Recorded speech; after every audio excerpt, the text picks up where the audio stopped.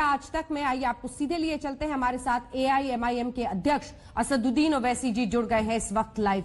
ओवैसी जी, स्वागत है आपका आज तक के मंच पर। सबसे खामोश इस बार की ईद गुजरी है, लेकिन इन सब के बीच चुनौतियां भी बहुत हैं। इन सब पर चर्चा आपसे करेंगे, लेकिन मेरा पहला सवाल आपसे यही, सरकार में भी मोदी सरकार 2 के आज 1 साल पूरा होने पर आप क्या मानते हैं? क्या सरकार कामयाब हुई है जैसा प्रधानमंत्री कह रहे हैं?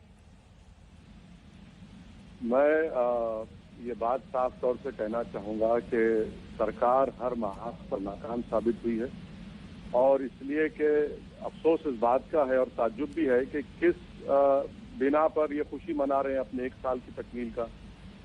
आप देखिए कि लॉकडाउन की वजह से, जो मेरा मानना है अनकॉन्स्टिट्यूशनल था, जिसकी वजह से 140 से ज्यादा माइग्रेंट लेबरर्स की मौत हुई।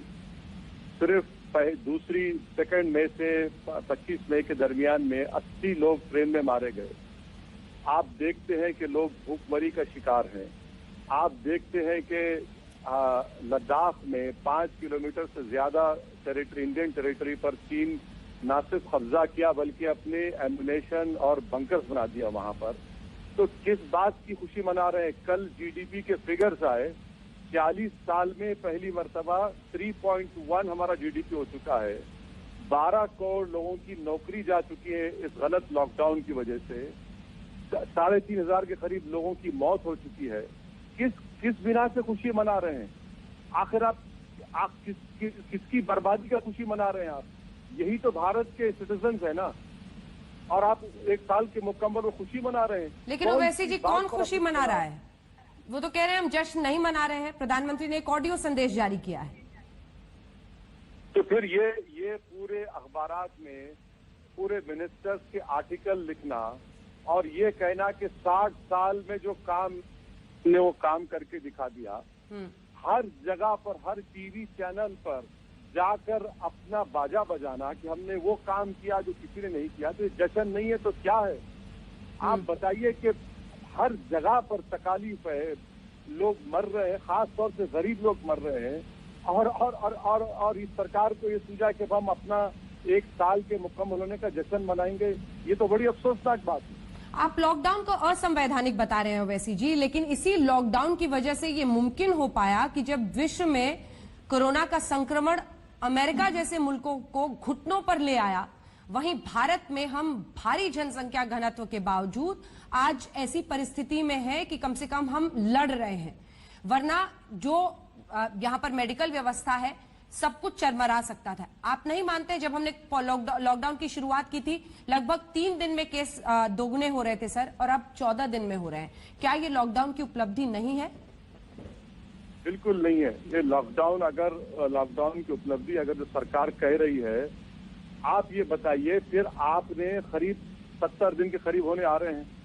आपका जहां इंटरनेशनल लेवल पर जिन कंट्री से लॉकडाउन किया है, लॉकडाउन जब उन्होंने खत्म किया वहां पर केसेस पे कंट्रोल किया और उनके नंबर्स गिर रहे हैं। भारत विश्व का एक पहला देश है कि हम लॉकडाउन खत्म करने जा रहे हैं और हमारे केसेस में स्पाइक हो रहा है। पिछले 6 दिन से 6,000 से कम केसेस नहीं आ रहे हैं।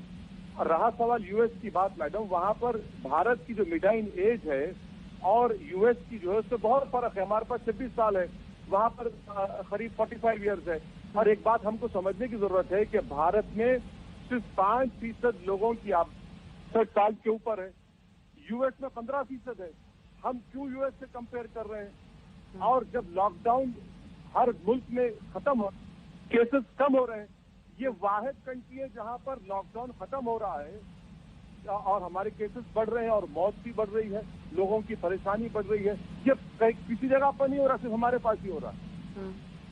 अब जरा अन्य मुद्दों पर आने से पहले एक बार मजदूरों का जिक्र चूंकि आपने भी किया, तो जिस तरह की परिस्थितियां बनी, फिर सरकार सक्रिय हुई, बसों के जरिए, श्रमिक स्पेशल ट्रेनों के जरिए मजदूरों को उनके गांवों तक पहुंचाया जा रहा है। आपको नहीं लगता ये वो मानवीय संकट है जिसके सामने तमाम राजनीतिक पार्टियों को एकजुट होना होगा? राज्यों को हम आपस में टकराते देख रहे हैं इन विषयों पर, रेल मंत्रालय के साथ भिड़ी हुई है। ये एक मानवीय समस्या है जिसका मिलकर सबको हल निकालना था। मैडम, और क्या कोऑपरेट करेंगे? आपने अनकॉन्स्टिट्यूशनल अनप्लान लॉकडाउन देश पर थोप दिया और देश की गरीब जनता जिसको सरकार ने एक पैसा नहीं दिया वो बर्दाश्त कर रही है। मैं आपको एक मिसाल दे रहा हूं कि हैदराबाद कॉन्स्टिट्यूएंसी में 60,000 मोटरसाइकिल सीज हुए, कई वाकयात पुलिस के हुए, लोग खामोशी से इसका कबूल किए। अब कह रहे हैं कि सरकार का ताउन करना चाहिए। अच्छा भाई ये बताइए, ट्रेन श्रमिक ट्रेन आप बता रहे हैं, 80 लोग कैसे मर गए? सिर्फ 10 दिन में 80 लोग मरते हैं ट्रेन में। झांसी में एक ट्रेन के टॉयलेट में 4 दिन से एक आदमी की लाश पड़ी रही और आप ट्रेन को इंस्पेक्ट कर रहे हैं। आप फाइनेंस मिनिस्टर को ये तक पता नहीं कि कितने माइग्रेंट लेबर्स भारत में हैं और कितने जा रहे हैं। आप ये बताइए कि सारी दुनिया ने देखा कि एक बिहार का वर्कर अपने चेहरे पर तकलीफ का इज़हार कर रहा है क्योंकि उसकी औलाद मर गई। दुनिया ने देखा कि ट्रेन के स्टेशन मासूम बच्चा अपनी मां की लाश के पास खेल रहा है। इसका जवाब कौन देगा? 2 महीने में आपने, अगर आज आप लेबरों को लिख जा रहे हैं, किसने रोका आपको 25 मार्च से लिख जाने के लिए? जबकि केसेस में स्पाइक हो रहा है। इनकी अक्लमंदी देखिए, इनकी दानिशमंदी देखिए, इनका विजन देखिए कि जब केसेस में स्पाइक हो रहा है और इकोनॉमी को आप खोल रहे हैं, ऐसे वक्त में हमको हमारे माइग्रेंट लेबर्स की जरूरत है। आप उनको भिजा रहे हैं, केसेस स्पाइक हो रहा है और आप गवर्नमेंट करिए कि हमसे कोऑपरेट करिए। अरे भाई आपको किसने रोका था कि एक पायलट दिल्ली से उड़ता है मॉस्को के लिए, बीच हवा में मालूम होता है कि पॉजिटिव पेशेंट है। ये आपका ऑर्गेनाइजेशन है कि पायलट को भिजा दे रहे हैं आप, वो पॉजिटिव निकलता है। आप बताइए मैडम, पानी पीने को नहीं है। अबरार एक लड़का मर गया, मेरे हैदराबाद से बिहार को ट्रेन जाती है, सुनील बच्चा मर गया। इसका जिम्मेदार कौन है? कोऑपरेशन। अरे आप क्या कर रहे हैं? सुप्रीम कोर्ट में झूठ का, और सुप्रीम कोर्ट को कहना पड़ा कि बगैर पैसे ले दीजिए। तेलंगाना गवर्नमेंट ने 5 लाख माइग्रेंट लेबरों को भिजाने के लिए 6 करोड़ का खर्चा किया। हर महाज पर मोदी सरकार नाकाम नहीं बल्कि अटर फेलियर कहा जा सकता है इसको। चलिए ठीक है, आपने कोरोना और लॉकडाउन को लेकर अपना मतभेद और ये आक्रामक अंदाज आपका पहले से इन मुद्दों पर रहा है, लेकिन अनुच्छेद 370 का हटना, सीए, इन तमाम मुद्दों पर भी आप पहले बहुत आक्रामक थे। आगे बढ़ने से पहले, सवाल पूछने से पहले मैं बस ये जानना चाहती थी कि आपका स्टैंड अभी भी वही है या लॉकडाउन ने थोड़ा परिवर्तित किया है आपके मूड को? नहीं मैडम, मेरी मौत ही मेरा पोजीशन बदल सकती है। जब तक मैं जिंदा रहूंगा मैं उन सियासतदानों की तरह नहीं हूं जो शाम में एक, सुबह में एक, दोपहर में एक बात करते हैं। 370 आपने हटा दिया, फिर हमारा लेफ्टिनेंट कर्नल कैसे मर गया, मेजर बच्चा कैसा मर गया हमारा, कश्मीर श्रीनगर के अंदर 15 घर बर्बाद हो जाते हैं, लद्दाख के अंदर आपने कहा यूनियन टेरिटरी बना दिया 370 को हटाकर। भाई साहब 5 किलोमीटर पर होम मिनिस्टर साहब जवाब क्यों नहीं देते? आईटीबीपी आपके तहत है, आप जवाब नहीं देते। आखिर आप चीन से बात कर रहे हैं मैडम, तो बताइए ना क्या बात कर रहे हैं चीन से आप? आपने देश को झूठ का डोकलम में, आपने झूठ का डोकलम में आज भी पहले से ज्यादा उनके बंकर्स बन चुके हैं। सैटेलाइट के फोटो से झूठ नहीं बोल सकते।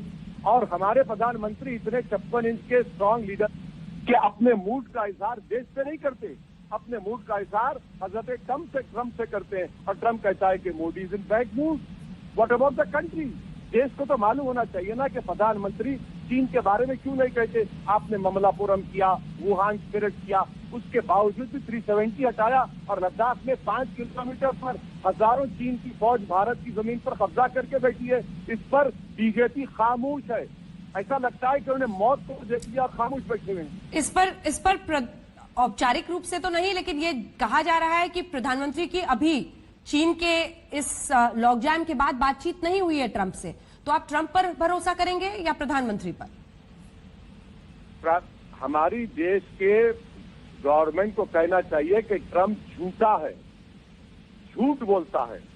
अरे सर, कूटनीति में ऐसी बात की जा सकती है क्या, जब आपको विश्व में तमाम देशों से रिश्ते बनाने होते हैं, डिप्लोमेसी का ख्याल रखना होता है? जी बिल्कुल की जा सकती है, क्योंकि मुझे नरेंद्र मोदी से पॉलिटिकल इख्तलाफ जिंदगी भर रहेगा, मगर मेरे देश का प्रधानमंत्री है।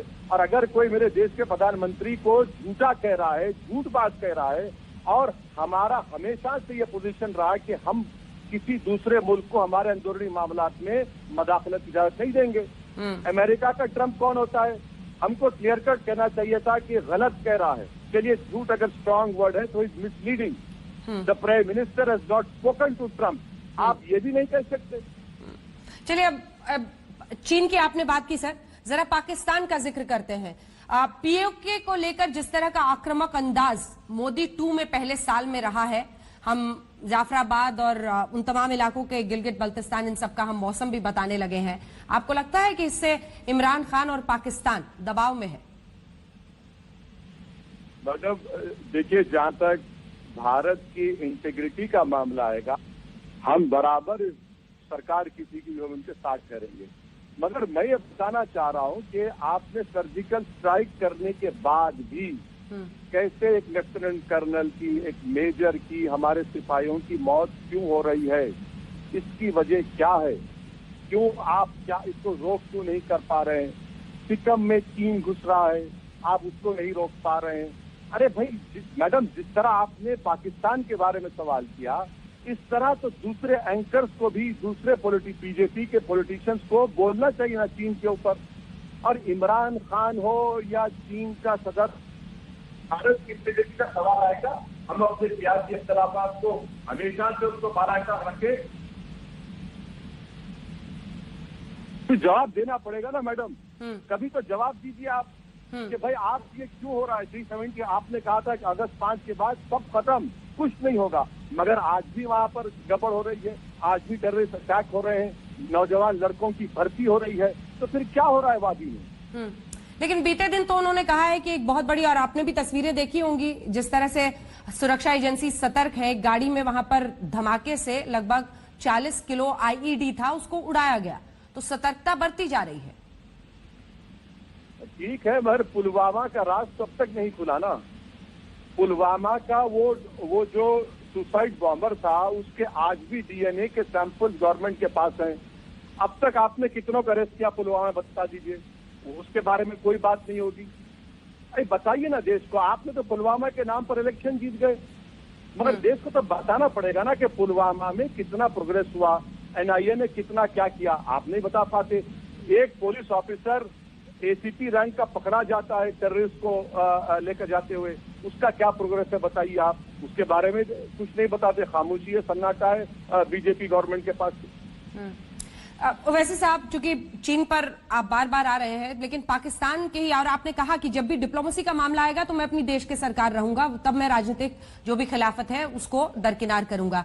पाकिस्तान के विदेश मंत्रालय ने राम मंदिर के निर्माण को लेकर सख्त टिप्पणी करते हुए इसे गलत करार दिया है। क्या आप इस पर निंदा करना चाहेंगे उनकी? अगर हमारे देश के एक्सटर्नल अफेयर्स मिनिस्ट्री के लोगों ने इस पर कोई कमेंट नहीं किया है तो मुझे इजाजत दे दीजिए आप, क्योंकि वो जो कमेंट करेंगे किसी दूसरे मुल्क के बारे में तो मैं बराबर उनके साथ हूँ। मैंने ये, मेरा मौक़िफ़ ये है कि सुप्रीम कोर्ट का जजमेंट है। मैंने ये कहा कि supreme court is supreme but not infallible. ये हमारे देश का आखिरी कोर्ट है। अब पाकिस्तान अगर इसमें मुदाखलत कर रहा है तो फौरन मोदी सरकार को अपने स्पोक्स पर्सन को कहना चाहिए कि भाई साहब जरा टीवी पर आइए, अंजना ओम कश्यप के प्रोग्राम पे बैठिए 6 बजे और फौरन इसके कंडेम करिए।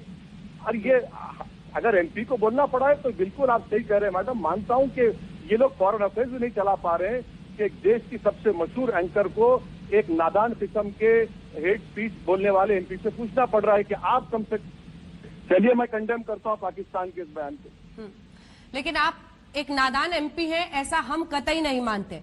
आप अपनी बात बहुत जोरदार और धारदार तरीके से रखते हैं, इसीलिए आपको हमेशा आमंत्रित करते हैं, क्योंकि विपक्ष की आवाज भी बुलंद होनी चाहिए एक ऐसे दिन जब सरकार 6 साल पूरी कर रही है और दूसरे कार्यकाल में पहला वर्ष। अब मैं आती हूं सर, पूरे कोरोना की जो लड़ाई है उसमें हम जिस तरह से राज्यों को देख रहे हैं, महाराष्ट्र में आंकड़े सबसे ज्यादा हैं, दिल्ली में भी है, गुजरात में बहुत ज्यादा है, और इन सब के बीच पलायन का ये मुद्दा जो लगातार उठ रहा है। लेकिन दिक्कत यह है कि राज्य भी अपनी भूमिका में कहीं 2 कदम पीछे हटते हैं। ममता बनर्जी कहती हैं कि श्रमिक स्पेशल नहीं, आपने कोरोना स्पेशल बना दिया है, आप ठूस ठूस कर लोगों को भेज रहे हैं। मतलब हर राज्य लगभग, किसी एक को पिकआउट करना शायद नाइंसाफी होगी, उनको कोरोना कैरियर्स की तरह ट्रीट कर रहे हैं। इसका क्या इलाज है? मैडम, मैं आपके सवाल से बिल्कुल मुत्तफिक हूं। मैं तो in non BJP chief minister से पूछना चाहता हूं कि आपने इस लॉकडाउन को कबूल क्यों किया? ये अनकॉन्स्टिट्यूशनल है मैडम। अगर आप स्टेट लिस्ट देखेंगे, स्टेट लिस्ट में law and order, public health तो स्टेट का है। आज क्यों ममता बनर्जी चीखें मार रही है? आप पहले 25 और वो कह देना चाहिए था कि लॉकडाउन होगा तो हमारे स्टेट के रिक्वायरमेंट होगा, क्योंकि ये अनकॉन्स्टिट्यूशनल है और हमको कॉन्स्टिट्यूशन इस बात की इजाजत देता है। आपने जब नहीं कहा। अब रहा सवाल स्टेट की शिकायत का, मैडम मैं आपसे कहना चाह रहा हूं कि बीजेपी की सरकार इस प्रोग्राम में आकर कह दे कि आपने स्टेट को कितना पैसा दिया। तेलंगाना की सरकार 6 करोड़ रुपए अपना जेब से देती है माइग्रेंट लेबरर्स को भिजाने के लिए। हमारा चीफ मिनिस्टर पुकार कर इस बात का डिमांड कर रहा है कि स्टेट का जो लोन है उसको डिफर करिए, आप नहीं करते। आरबीएम एक्ट को 3 से 5% करते हैं, कंडीशन लगाते हैं, और चीफ मिनिस्टर ने कहा कि हम भीख मांग रहे हैं। वेज एंड मीन्स एडवांस 100% करिए, आप नहीं करना चाहते।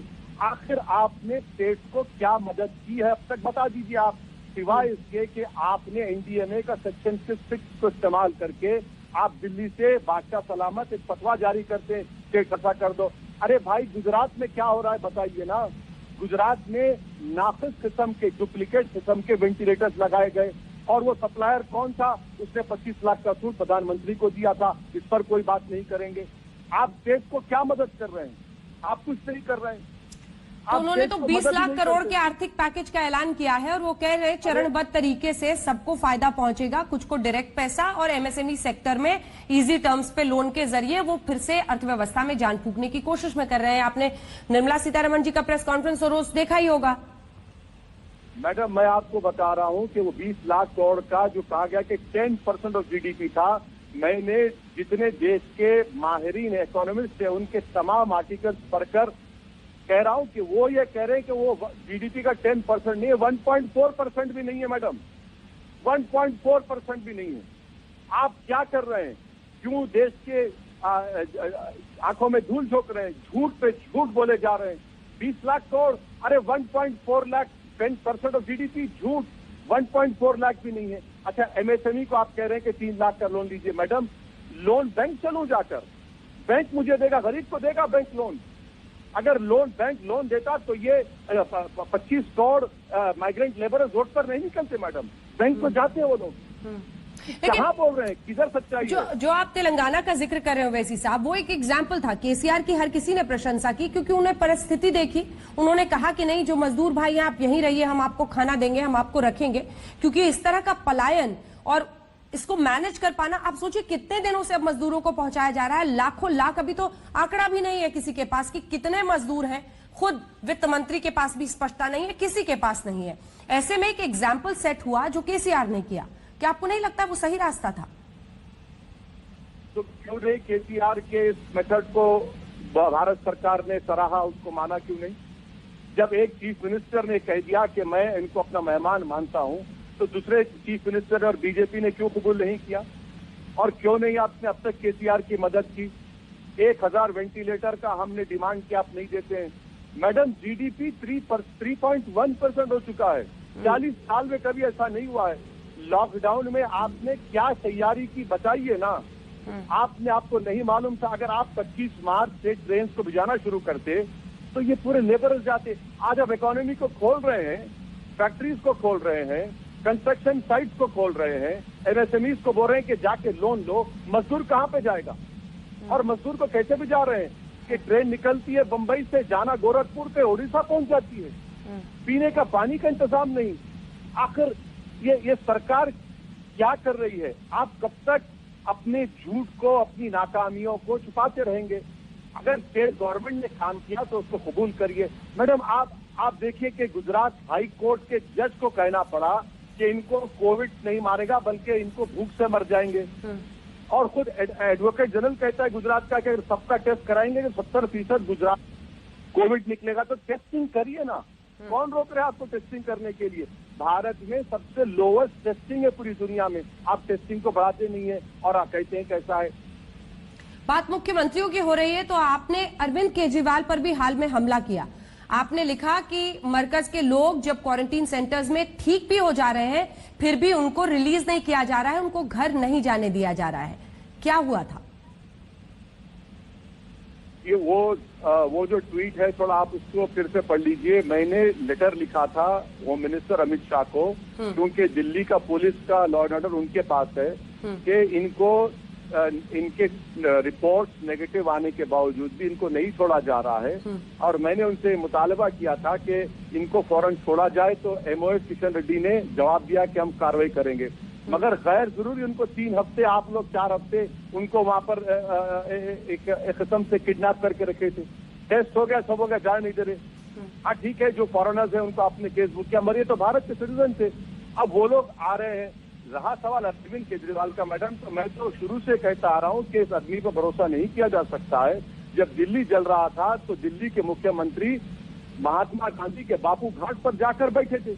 उनका काम ये था कि केजरीवाल निकलकर उन महलों में जाते, हिंदुओं से बात करते, मुसलमानों से बात करते, उनको समझाते, मगर वो बापू के घाट पर जाकर बैठ गए, गांधी की समाधि के पास जाकर बैठ गए। तो ये इनका चेहरा है। पर आपको एहसास है ना वैसी जी कि जब आप इस तरह की बातें करते हैं, आप हर किसी से दुश्मनी मोल ले लेते हैं, फिर तो परिस्थितियां ऐसी बनती हैं ना कि ये सब भी आप पे आक्रामक होते हैं और फिर कहते हैं कि देखिए ये तो किसी न किसी तरीके से बीजेपी की ही मदद करने में, बी टीम बनने में लगे रहते हैं। क्योंकि आप देखिए, आप चाहे राहुल गांधी हो, अरविंद केजरीवाल हो, आप सब पर बोलने लगते हैं, सबको सबसे दुश्मनी मोल लेते हैं। मैडम, अगर सच्चाई को बोलने के लिए सारी दुनिया से दुश्मनी मोलना पड़ेगा तो मोल लूंगा। कम से कम जब खबर में जाऊंगा तो इस बात का तो तशनीकी नहीं रहेगी कि मैंने सच को नहीं बोला। दुश्मनी कर लेंगे, कोई खुदा है क्या? ये तमाम जिनका आप नाम लिए खुदा है क्या? मेरी और आपकी इज्जत देने वाला तो ऊपर वाला है मैडम, रिजक देने वाला वो है। ये लोग क्या करेंगे? बहुत से बहुत क्या करेंगे? आपके अख्तियार जो कर लें कर लीजिए, मगर सच को तो बोलना पड़ेगा ना। आप देखिए, एक बात सुनिए मैडम, आपके ताल्लुक से, माने आपकी फेडरेलिटी के ताल्लुक से कहा गया कि आप लोग वल्चर्स हैं। आप माइग्रेंट लेबर की बात कर रहे हैं, तो क्या आप वल्चर्स हो गए? क्या मीडिया अपना काम ना करे? सरकार सुप्रीम कोर्ट में जाकर झूठ कहती है 31 मार्च को कहा कि कोई रोड पर नहीं है, जबकि लोग रोड पर हैं।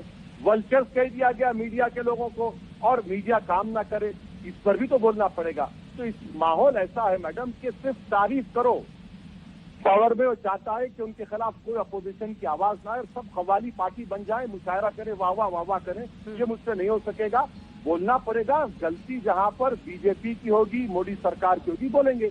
हाँ, मैं भी गलती कर रहा हूँ, बोलिए मेरे खिलाफ, आप कौन रोक रहा है? आप लेकिन इस पर तो सवाल मैंने खुलकर किया, कानून मंत्री से कुछ देर पहले किया कि इस तरह की बात जब सॉलिसिटर जनरल कहते हैं कोर्ट में मीडिया के बारे में, तो क्या आपकी सरकार इससे सहमत है? तो उन्होंने कहा कि एक संदर्भ में ये बयान दिया गया था, हम मीडिया का सम्मान करते हैं, हर मुद्दे पर आप सवाल तपाक मुझसे पूछ रही हैं, यही इस बात का परिचय है।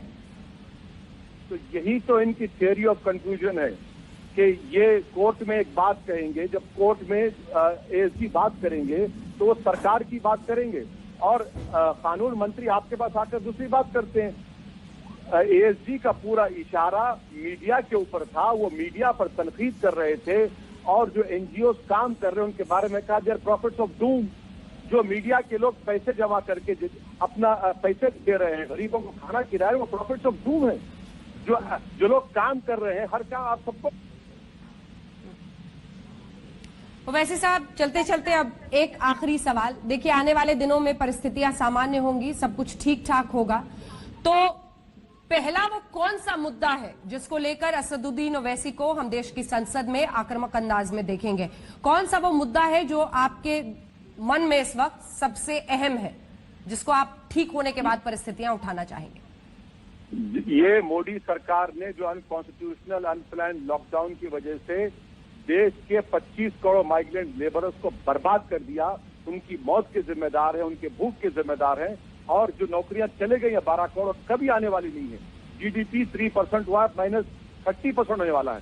यह है मुद्दा होगा। इन गरीबों को, सरकार को इनके अकाउंट में पैसे डालना पड़ेगा। अब या तैयार हो जाइए, देश की जनता को बताना चाह रहा हूं कि बहुत बुरे दिन आने वाले हैं, और इसलिए कि मोदी सरकार की गलत प्लानिंग की वजह से, इनके धोखे की वजह से लोगों को कह दिया कि थाली बजाओ, दिए जलाओ। आज 25 करोड़ लोग नौकरियां को बेरोजगार हो चुके हैं। अच्छा सर, ठीक है, एक सवाल मेरे मन में जो शुरू में भी मैं पूछना चाह रही थी, लॉकडाउन लागू करने की सही नीति क्या होती है? अगर अनप्लान्ड था तो सही तरीका क्या है? मैडम सही तरीका यह होता कि मुझे और आपको 10 दिन का टाइम दिया जाता। सर फिर तो संक्रमण बढ़ जाता ना। पहला केस 30 जनवरी को आया था सर। बिल्कुल मैडम, पहली 30 जनवरी से लेकर 15 मार्च तक 15 लाख आपने पैसेंजर्स को अलाउ किया इंडिया में। क्यों अलाउ किया आपने? टेस्टिंग शुरू कर सकते थे आपने। आप माइग्रेंट लेबरर्स को आज भी जा रहे हैं, आप उनको पहले भी जाते, सिर्फ माइग्रेंट लेबरर्स को आप कुछ नहीं करते। आप टेस्टिंग को बढ़ाते, आप अस्पतालों में आईसी यूनिट बढ़ाते, बेड कैपेसिटी बढ़ाते। क्या हो रहा है मैडम, आज दिल्ली में लाशें रखने की जगह नहीं है। दिल्ली के अस्पताल में कंटेनर लाकर रखा गया है कि लाशों को उसमें रखा जाएगा। ये भारत में हो रहा है। हम चांद पर सैटेलाइट भी देना चाह रहे हैं और गरीबों से इनकी जिंदगी का ये हाल करेंगे। अफसोस होता है कि एक साल के मुकम्मल पर बीजेपी खुशियां मना रही है। अरे आप बर्बादी पर, किसी की लाशों पर अपनी खुशियां मत मनाइए।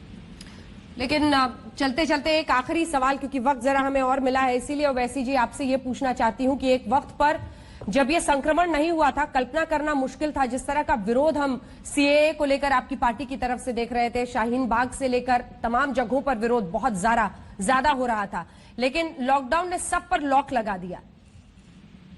सरकार पर भी लगा दिया ना मैडम। कौन सा एनपीआर, सरकार पर भी तो लग गया लॉकडाउन। एनपीआर एनआरसी कहां कर पाए आप बड़े बड़े दावे कर रहे थे।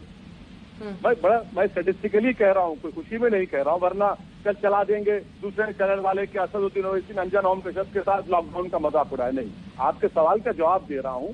लॉकडाउन की वजह से ना आप एनपीआर कर सके, ना एनआरसी कर सके। अच्छा मैडम एक बात बता, ये बोलते हैं ना कि इतना इनके पास अकाउंट है। अरे भाई आप माइग्रेंट लेबरर्स का आपके पास क्या है बताइए ना। एक प्रेस कॉन्फ्रेंस में आपने देखा लेबर मिनिस्टर को? कहाँ है लेबर मिनिस्टर? हमारे लेबर मिनिस्टर एक प्रेस कॉन्फ्रेंस में नहीं बैठते। बेचारे शरीफ आदमी है, सीनियर एमपी है 7 मरतबा के, मगर कहीं पर नजर नहीं आते। लेकिन जिन जनधन खाता बनाने पर एक वक्त पर आप लोग मजाक उड़ाते थे, उनका कहना है कि हमने सबका खाता खोला तभी तो हम डायरेक्ट ट्रांसफर के जरिए जितनों को भी मदद पहुंचा रहे हैं। क्या अगर आपका जनधन अकाउंट इतना कामयाब होता मैडम, तो वो बच्चा अपनी माँ के लाश के पास खेलता नहीं। अगर आपका जनधन अकाउंट इतना कामयाब होता तो ट्रेन में 85 लोग नहीं मरते। अगर आपका जनधन अकाउंट इतना कामयाब होता तो देश में आज एक माइग्रेंट लेबर्स वापस नहीं जाते अपने घर को। आपका जनधन अकाउंट कामयाब हुआ। अगर बीजेपी ये कह रही है तो उनको शर्म आनी चाहिए। हकीकत की दुनिया में आइए, रियलिटी को फेस करिए। अगर आपका जनधन अकाउंट इतना कामयाब होता तो ट्रेन में लोग पानी के लिए नहीं मरते। ये जनधन अकाउंट है आपका। रेल मंत्रालय की तरफ से जो तमाम कोशिशें की गई, श्रमिक स्पेशल निकाला जा रहा है, उसमें हमने देखा कि महाराष्ट्र सरकार और रेल मंत्रालय भी आपस में भिड़ गए। कहा 40 दे रहे हैं हमें, महाराष्ट्र सरकार ने, हमें 80 ट्रेनें चाहिए। पीयूष गोयल जी ने रात में ट्वीट किया कि हम 125 देने को तैयार हैं, आप हमें लिस्ट दे दीजिए। रात के 2 बजे तक वो वेट करते रहे, फिर उन्होंने ट्वीट किया कि मुझे अभी तक सूची नहीं मिली है, और फिर पता चला कि उन्होंने 45 ट्रेनों की सूची दी थी, जिनमें से 4 पश्चिम बंगाल के थे, अम्फान तूफान की वजह से नहीं जा सकते थे, तो 41 गए। ये विरोधाभास क्या कहता है राज्य सरकारों और रेल मंत्रालय की नीति पर? पीयूष गोयल साहब की जितनी तारीफ की जाए कम है मैडम। वो बहुत बेहतरीन आदमी है, इतने बेहतरीन है कि उन्होंने टाइम्स ऑफ इंडिया के इंटरव्यू में कह दिया कि भूख से तो कोई मर ही नहीं रहा है। इतने काबिल है वो, इतने काबिल है कि कह दिया कि भूख से कोई मर ही नहीं रहा है। अरे पीयूष भाई, आप कौन सी दुनिया में है? आप ट्रेन में, ऐसा ट्रेन चलिए, वो बात आपकी सही है, ट्रेन में पीने का पानी इंतजाम नहीं कर सकते आप। जी ओवैसी जी, बहुत बहुत धन्यवाद आपका हमारे साथ ई एजेंडा में शामिल होने के लिए।